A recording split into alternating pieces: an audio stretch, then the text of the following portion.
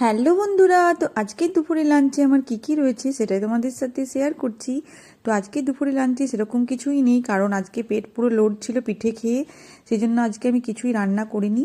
আজকে আমি ভাত, কাগজি লেবু, লঙ্কা নিয়েছি, আর একটু আলু সেদ্ধ, আর একটু টক নিয়েছি, আর এই যে বেগুন ভাজা নিয়েছি, আর তার সাথে একটুখানি ঘি নেব, কারণ গরম ভাতে ঘি খেতে আমার খুব ভালো লাগে। তো যেদিন সবজিপাতি কম করি সেই দিনই আমি ঘিটা নিই, কারণ আলু সিদ্ধ ঘি ভাতটাই ভালো লাগে। আর একটুখানি নুন নিচ্ছি, নুনটা আমি নাও খেতে পারি, কারণ আমি নুন খুব একটা খাওয়ার অভ্যাস নেই, তো একটু নিয়ে রাখলাম। তো এটাই আমার আজকে দুপুরে লাঞ্চ থালি। আর এই খাবারটা আমাদের মোটামুটি খাওয়ার অভ্যাস ছিল, কারণ আমরা এটা ছোট থেকেই খেয়ে স্কুলে যেতাম, তো এটা আমার খেতে ভালোও লাগে।